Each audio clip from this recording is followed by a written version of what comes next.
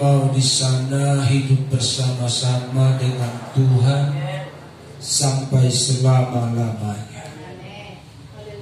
Kami merindukan saat dan waktu yang terindah itu untuk hidup dan diam bersama-sama dengan Tuhan di Yerusalem baru surga yang mulia. Sebab itu ajari kami kebenaran-Mu, kebenaran yang menyingkapkan, kebenaran yang dikuasai Roh, kebenaran yang menginspirasi kami hari ini untuk semakin merindukan surga, langit baru, bumi baru yang Tuhan sediakan. Terima kasih, terpuji Tuhan yang baik berbicara bagi kami, sebab kami siap mendengar. Haleluya. Amin.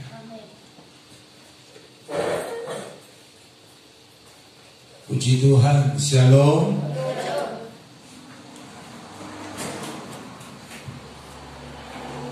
Persiapan kematian 2. Itu tema firman Tuhan buat kita hari ini. Kita akan belajar dari Lukas pasalnya yang ke-16 ayat 19 mulai. Ada seorang kaya yang selalu berpakaian jubah ungu dan kain halus, dan setiap hari ia bersukaria dalam kemewahan. Dan ada seorang pengemis bernama Lazarus, badannya penuh dengan borok, berbaring dekat pintu rumah orang kaya itu, dan ingin menghilangkan laparnya dengan apa yang jatuh dari meja orang kaya itu. Malahan anjing-anjing datang dan menjilat boroknya. Kemudian matilah orang miskin itu, lalu dibawa oleh malaikat-malaikat ke pangkuan Abraham. Orang kaya itu juga mati, lalu dikubur. Dan sementara ia menderita sengsara di alam maut, ia memandang ke atas, dan dari jauh dilihatnya Abraham dan Lazarus duduk di pangkuannya. Lalu berseru katanya, "Bapak Abraham, kasihanilah aku. Suruh Lazarus supaya ia mencelupkan ujung jarinya ke dalam air dan menyejukkan lidahku, sebab aku sangat kesakitan dalam nyala api ini." Tetapi Abraham berkata, "Anak, ingatlah bahwa engkau telah menerima segala yang baik sewaktu hidupmu, sedangkan Lazarus segala yang buruk. Sekarang ia mendapat hiburan dan engkau sangat menderita." Sampai di situ pembacaan kita. Yang berbahagia adalah mereka yang mendengar firman Tuhan dan yang melakukannya dalam kehidupan mereka hari lepas hari.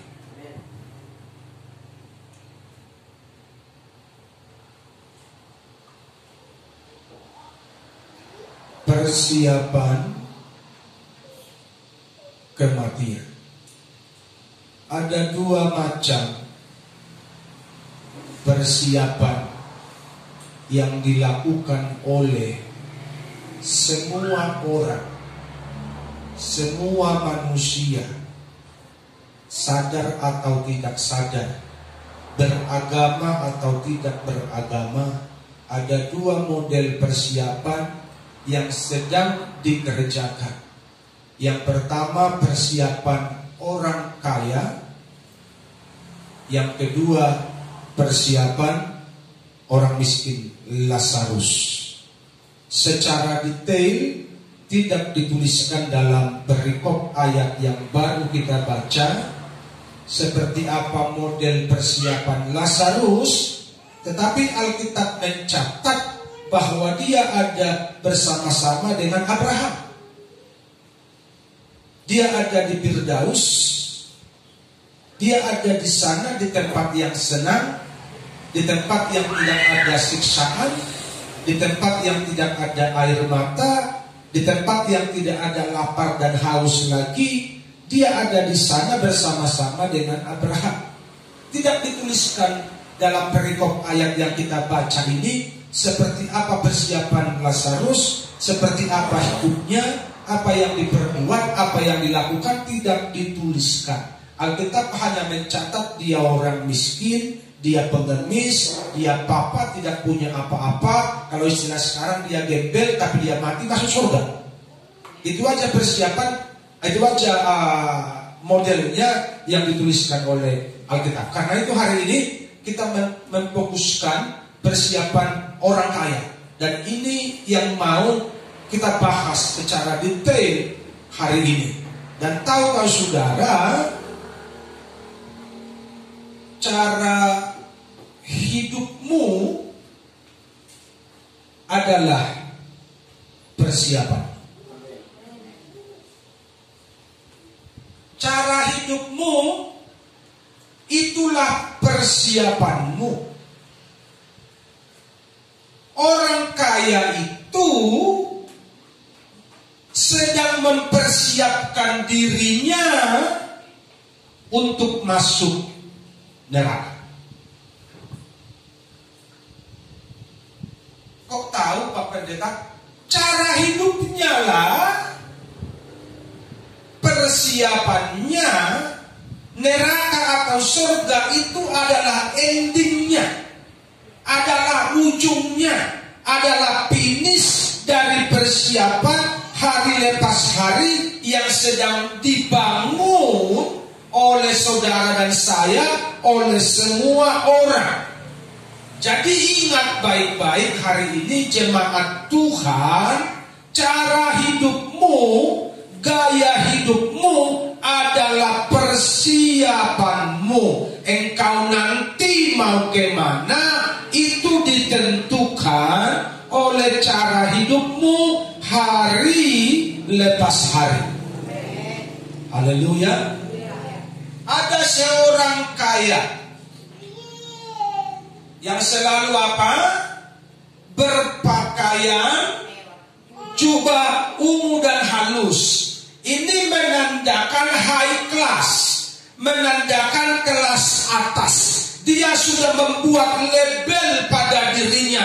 Aku orang kaya, artinya aku eksklusif. Aku tidak akan bergaul dengan sembarang orang. Mungkin aku akan bergaul dengan orang-orang selepelku atau dengan orang-orang yang ada di atasku. Dia sudah membatasi dirinya dengan pakaiannya.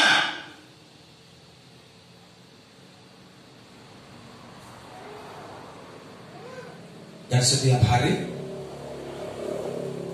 ia bersukaria dalam kemewahan. Setiap hari pesta pora, makan enak. Itu yang dikerjakan oleh orang kaya ini setiap hari. Dan apa yang dikerjakan, apa yang dilakukannya, itulah persiapannya menuju kematian. Haleluya. Nanti di ujung khotbah ini saya akan menyampaikan kepada saudara, karena Lazarus mati, orang kaya juga mati. Begitu kan? Lazarus mati, orang kaya juga mati. Jadi dia berpakaian mewah, dia bersukaria dalam kemewahan, dan itu dilakukan setiap hari. Tidak ada ditulis oleh firman Tuhan. Dia baik hati, dia suka membantu, dia menjumpai yatim piatu, janda miskin untuk memberi bantuan pertolongan. Tidak ada ditulis oleh Alkitab. Alkitab menuliskan bahwa setiap hari dia berpesta, dia makan minum dengan style orang kaya, dengan penampilan orang kaya. Jubah ungu yang mewah ini, yang mahal ini, sehingga mungkin kalau ada orang miskin yang menyentuh jubahnya, dia akan bilang begini, ih, gak level.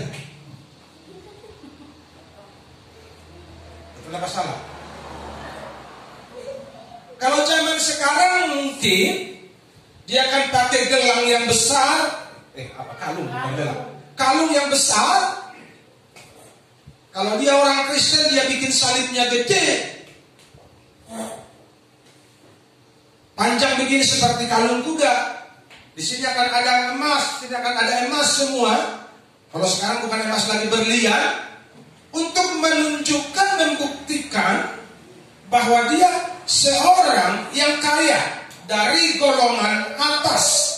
Sehingga kalau dia berjalan, orang-orang miskin harus minggir. Kenapa orang miskin menjadi silau dengan penampilannya yang teramat mewah itu? Dia menunjukkan kepada dunia bahwa aku orang kaya dengan cara setiap hari aku makan minum pesta pora. Tetapi lebih daripada semua itu, ini intinya umat Tuhan, bahwa stylenya itu, penampilannya itu, gayanya itu, caranya itu, itulah persiapannya menuju kematian. Karena kita pasti mati. Haleluya. Kita pasti mati. Sekarang apa yang diperbuat oleh orang kaya sebagai persiapan untuk kematian? Dan ada seorang pengemis bernama Lazarus. Badannya penuh dengan borok karena tidak punya uang berobat ke dokter spesialis. Berbaring dengan pintu gerbang, berbaring dekat pintu gerbang orang kaya itu. Yang berikutnya, kasihmu nyata atau sekedar retorika. Banyak orang hari ini pintarnya berretorika. Oh, kasihan kali orang itu. Ayo kita bantu yuk. Kita doakan yuk, Tuhan berkati mereka. Tuhan tolong mereka. Kirimkan para sponsor, donatur membantu mereka. Doanya bagus gak? Doanya bagus sekali, tapi uangnya gak pernah dikasih. Kalau doa makan, Tuhan kami teringat fakir miskin, janda-janda, yatim piatu, bahkan orang-orang yang di kolong-kolong jembatan, di pinggir-pinggir rel kereta api. Kirimkan bantuan. Emang dari surga turun makanan? Kirimkan hamba-hambamu orang-orang baik, tapi dia kaya. Saudara ngerti gak? Iya. Haleluya.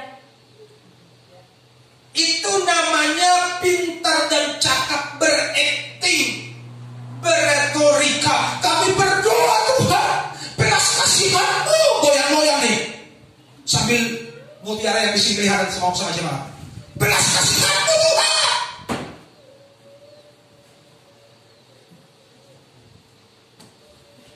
Untung orang kaya ini gak jadi pendeta dan kesamaan, karena pendeta kesamaan kan banyak yang kaya kan.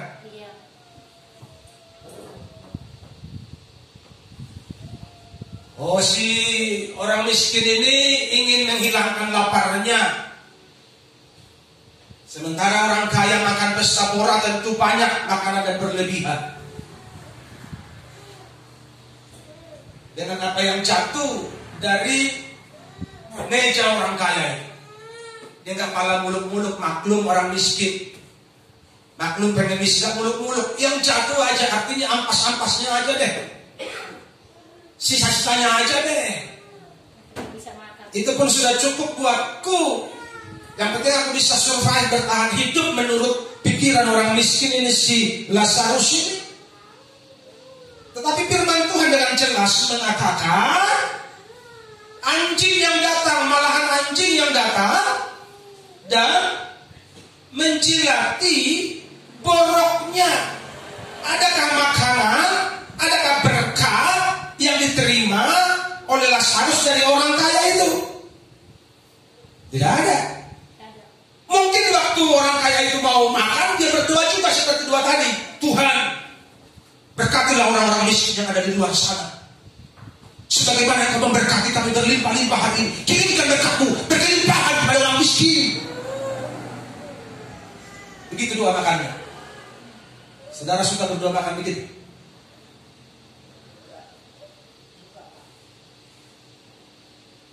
Makanya kalau saya doa makan tidak pernah panjang-panjang. Kalau dibuat kali lomba makan tercepat, saya bisa ikut lomba makan tercepat. Lomba doa makan tercepat. Kenapa? Jangan berretorika.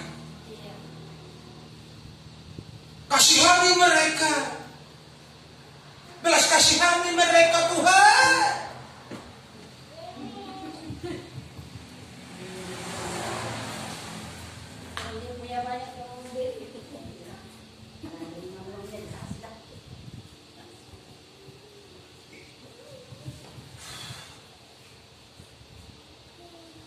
Ini realita gereja akhir zaman.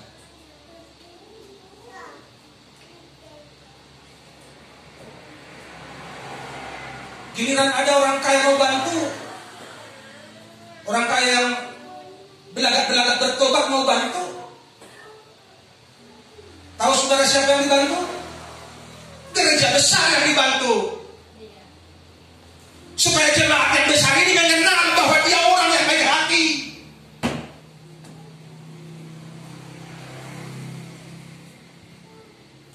Dan datang hamba-hamba Tuhan memakai bahasa rohani.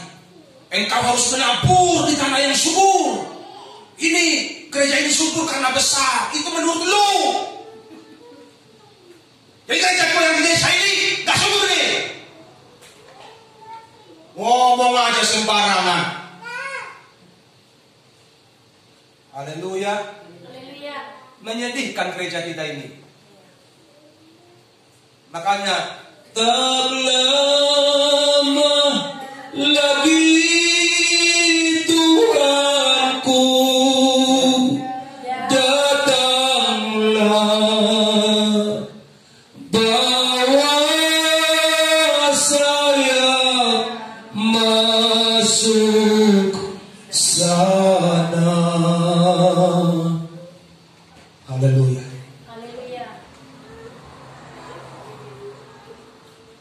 Tidak ada perhatian, tidak ada kasih yang diterima oleh Lazarus orang miskin itu, kecuali sebatas kata-kata, aduh kasihan kali dia orang miskin itu ya.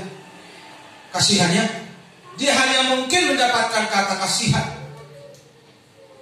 dan doa berkat dari rumah orang kaya ini. Berkatilah orang miskin yang ada di luar sana Tuhan. Saya kembali ulangi kepada saudara. Perilakumu, cara hidupmu, itulah persiapanmu menyongsong kematian.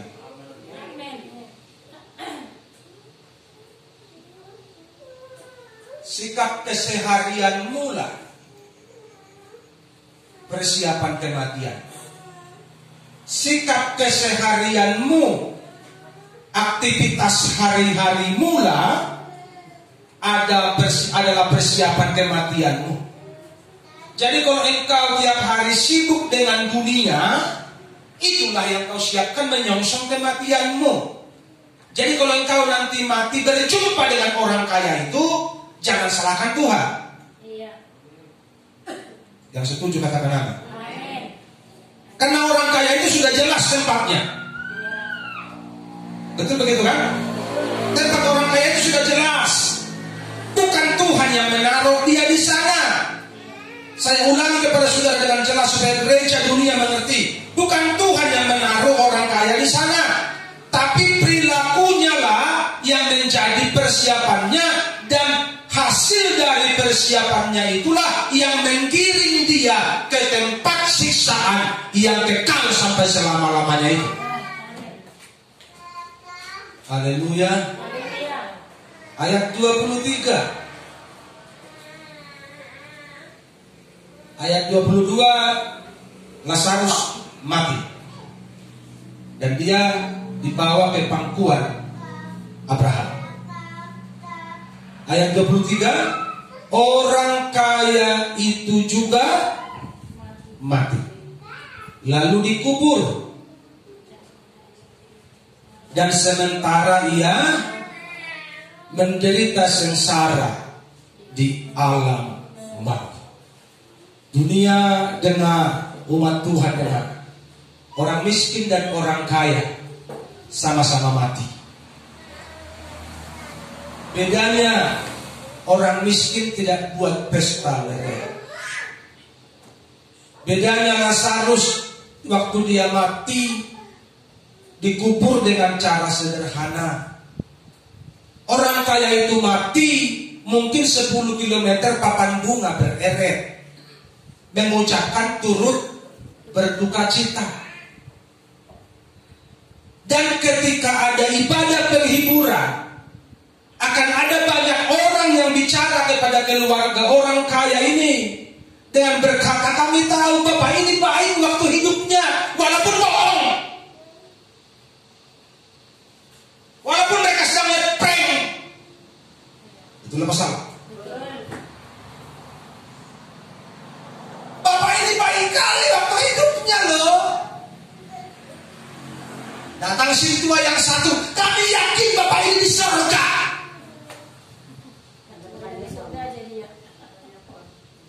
Hanya karena dia pernah bantu kawan. Datang yang satu, dosa kami, yakinnya kami Bapak ini di surga. Suka-mus itulah. Enakan kali kamu ngomong surga. Emang surga diskon? Di Ramayana diskon. Dipotong kerbau 10-20 karena orang kaya. Orang miskin mati pagi, kubur sore. Orang kaya mati kemarin, kubur bulan depan. Sebulan dulu diawetkan. Tiap hari digaji orang menangis untuk merata. Karena modal Israel begitu. Digaji orang menangis untuk meratapi, pertanda bahwa dunia sedang kehilangan, dunia berduka, keluarga berduka. Digaji orang menangis untuk meratapi. Bapak ini baik kali, kami kehilangan.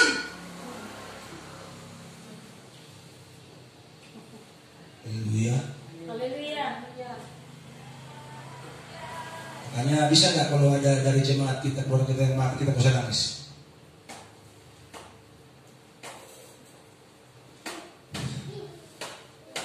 Tapi Pak, sedih Pak dia mati. Justru kau banggalah kalau ada yang mati keluargamu.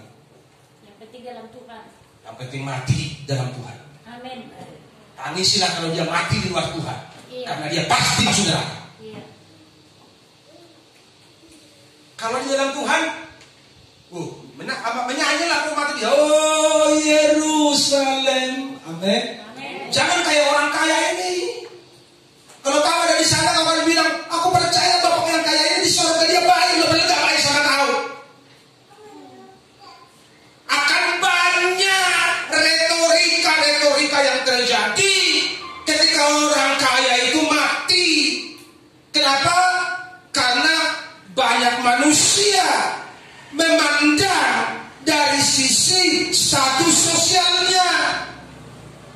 Mungkin waktu Lazarus mati akan ada orang bilang begini, di neraka nih.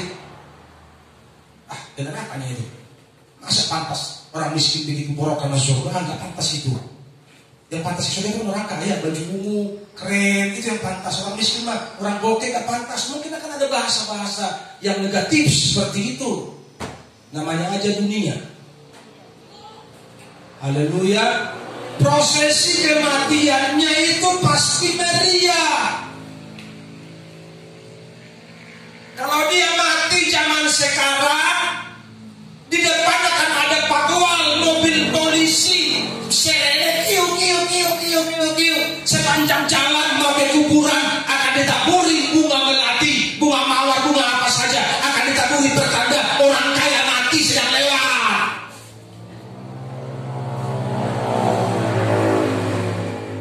Tapi bukan itu yang paling penting.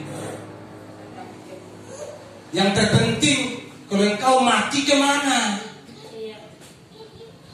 Dan kemana engkau setelah mati, itu ditentukan oleh persiapanmu selagi engkau hidup. Amin.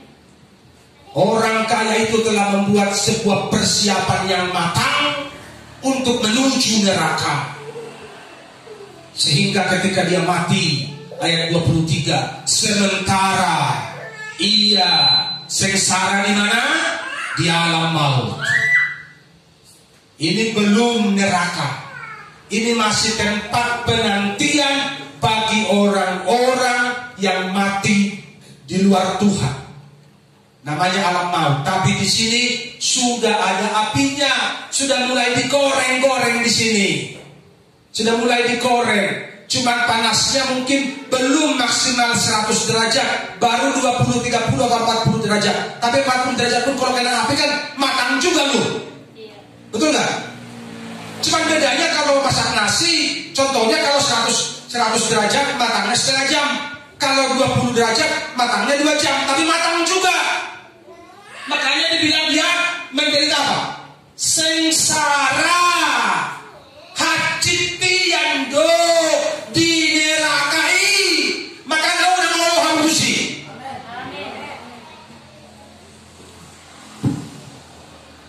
Sangat menyakitkan di neraka, makanya jangan mau ke sana.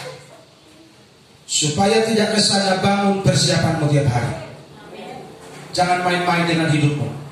Serius dengan Tuhan, serius dengan hidupmu, serius membangun perilakumu yang takut akan Tuhan setiap hari. Haleluya. Supaya jangan seperti orang kaya ini.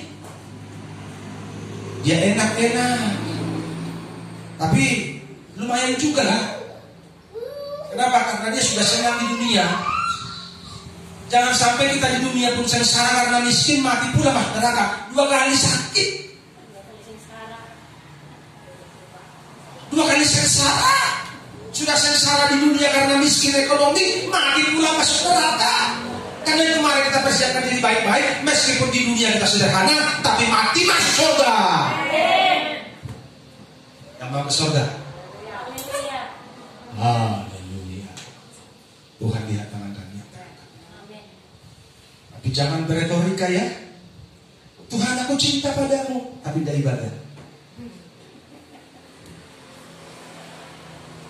Itu namanya beretorika. Tuhan, aku mau beri yang terbaik bagimu, kolektor 2000. Sini nggak ada yang begitu dengan aku. Jadi itu beretorika namanya. Gitu loh. Apapun yang terjadi Tuhan, aku mau setia padamu. Minggu pagi gerimis, gak jadi ke gereja. Tuhan, ini kan baik Tuhan, baik suci, harus dirawat loh, hujan. Pintar dulu berarti. Haleluya. Banyak nasihat puja-puji yang disampaikan, diberitakan ketika orang kaya mati. Tapi orang miskin sepi, sunyi senyap. Kenapa? Karena musik pun tak bisa dibayar. Gak ada musik, gak ada mic seperti pembesar suara, sehingga sepi sekali. Kalau orang kaya itu mungkin dari pagi sampai malam pemain musik, grup band bisa disewa ganti-gantian. Namanya orang kaya. Sampai ke kuburan diiringi oleh rombongan yang besar untuk peristirahatan yang terakhir di sana. Tetapi setelah dia mati, Alkitab mencatat dia ada di alam maut. Kenapa? Karena masa hidupnya dia tidak membangun sebuah persiapan yang rohani. Jadi dengar baik-baik umat Tuhan hari ini. Perilaku keseharianmu lah yang menentukan di mana engkau ditempatkan setelah kematian. Saya ulangi pada saudara, perilakumu setiap harilah yang menentukan di mana engkau ditempatkan setelah hari kematianmu. Karena itu cinta Tuhan dengan sungguh-sungguh, serius bertuhan, utamakan Tuhan, jangan sekedar retorika, tapi praktekkan dan buktikan lewat kehidupanmu yang sungguh-sungguh cinta Tuhan, sungguh-sungguh mengasihi Tuhan, sehingga dikala engkau dipanggil, dikala kita mati, kita berjumpa dengan Tuhan dan kita akan hidup bersama-sama dengan Tuhan sampai selama-lamanya. Amin.